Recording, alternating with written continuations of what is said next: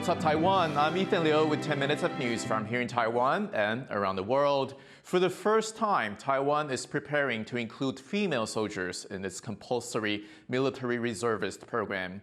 Some 220 women who have left the military will take part in the first trial starting in May. They want to go up to a week of reservist training. Taiwan is boosting its combat readiness program as China continues putting military pressure on the country. The 2023 Asian Games are set to take place in China this fall. The multi-sport event will feature everything from basketball to weightlifting and combat sports. Joyce Zhen takes a look at how Taiwan's martial artists are getting ready. The competition is back on. After a hiatus during the pandemic, the Asian Games are set to take place in China's Hangzhou in September, and Taiwanese athletes are stepping up their training. These are martial artists from Taiwan's national team. They've been preparing for the Games for the past 2 years. 29-year-old Lai Bo-wei narrowly missed making it to the winner's podium back in 2018. He came in 4th place, only 0.01 points behind the bronze medalist. 5 years later, Lai is now reflecting on his strategy to take gold. 技术方面来说，就是比较年轻，然后比较就是体力，然后冲劲这样有。 然后只是可能就是因为武术比赛嘛，可能还是要看一些拳位啊，就是比较浓厚的那种，就是展示武术内涵的动作。The martial arts team will also feature several fresh faces at this year's meet. 10 have been selected to represent Taiwan, including 20-year-old Peng Yuxi.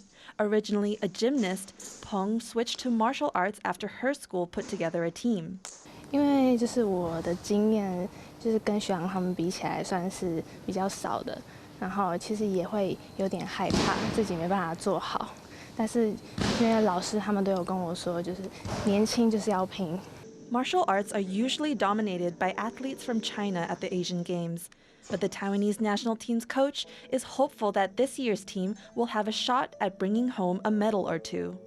Eason Pan and Joyce Zhen for TaiwanPlus.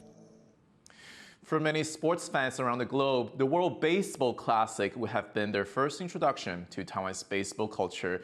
And one thing in particular that caught audiences' attention was the non-stop party atmosphere of the games, something largely made possible by Team Taiwan's cheerleading team. Harrell Hughes has this story. The stadium's packed. The crowd, electric. Who's in charge of maintaining this energy? Meet Taiwan's cheerleaders. 21 cheerleaders were selected from across the country to applaud Team Taiwan at this year's World Baseball Classic. They danced nonstop for all 9 innings, which could each last for up to 4 hours straight. But for them, the exertion and long hours were worth it. 已经痛到没知觉，就是那小腿已经麻痹，那个已经酸痛到就是完全麻痹。可是看到现场球迷们，他们还是非常努力的在为中华队加油，所以就又不累了。 And their efforts did not go unnoticed. Around the world, people remarked on the energy radiating from Taiwan Stadium. The cheerleaders' main goal was to hype up the crowd, and as a result, support the players.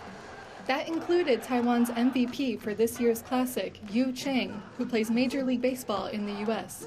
我记得张育成他在赛后采访的时候，他有说，就是他这一次感受到大家为他加油的那种心情，他觉得很温暖。 Getting ready for the competition like this took a lot of work for the cheerleaders. Months of practice and preparation went into getting ready for the event. 那从那一天开始呢，我们就夜不能寝的睡不好，非常的睡不好，一直在练应援，然后练到睡不着，对不对？然后还节食，对，因为我们还要减重，然后就是为了这套国际赛的制服。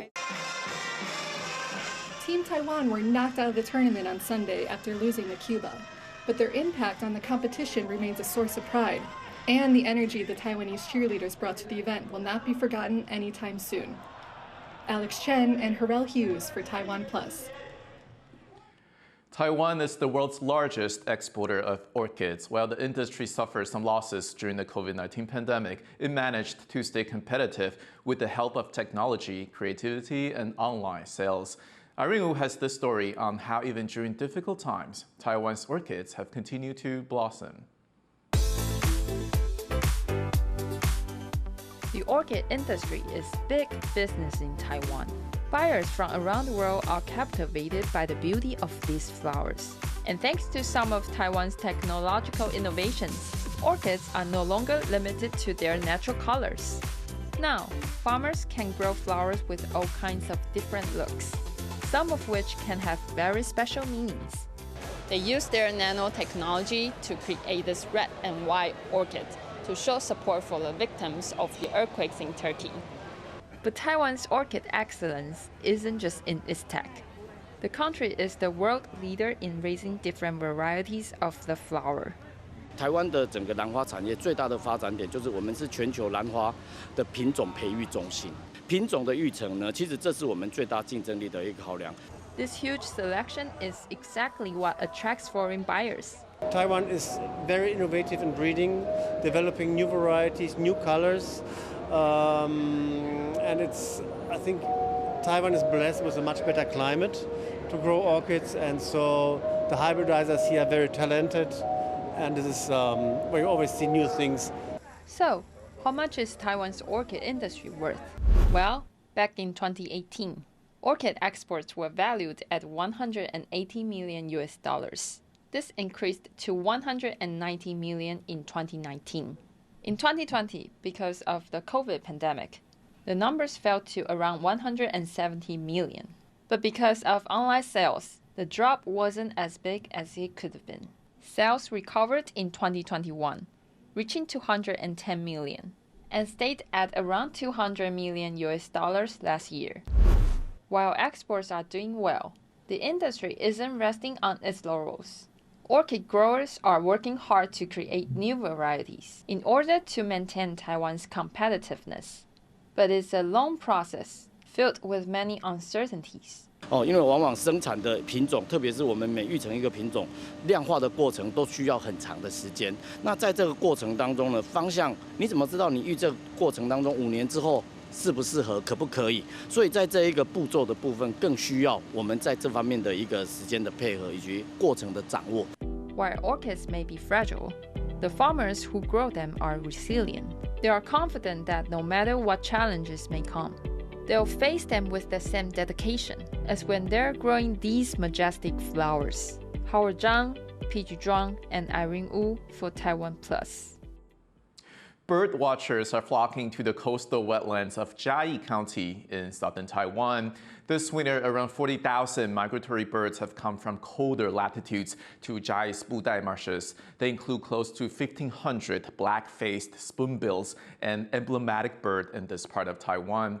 The local government has organized a bird-watching festival around the wetlands. It is hoped this will encourage more people to catch a final glimpse of the avian visitors before winter ends. Meanwhile, Taiwan is a scuba diving hotspot, and there are many places in the country that offer licensing programs, but one of them is not like the others. Leslie Liao has more.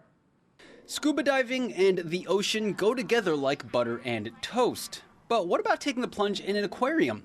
Well, get your flippers out, because there's a facility on Taiwan's outlying Penghu Islands that lets you do just that. 这次的活动呢，就是可以让我们呢一般的民众呢，可以下水跟大型的海洋生物互动啊，或者是亲密的一个感觉。Don't have a scuba diving license? No problem, because this aquarium has a special program where visitors can get their credentials in the aquarium. People can sign up for a 4-day course and learn how to scuba dive with a professional instructor. Seeing rare marine animals is all up to luck when you dive in the ocean. But when you jump into a tank with those animals, you leave a lot less up to chance and can focus on just having a rippling good time. Leon Lian and Leslie Liao for TaiwanPlus. Thank you for watching What's Up Taiwan. Remember to download the TaiwanPlus app for more stories from Taiwan and around the world. Finally, we leave you with images of Australian surfer Blake Johnson's world record-breaking surf session. He rode the waves in Sydney for over 30 hours. I'm Ethan Liu. Take care, and I'll see you next time.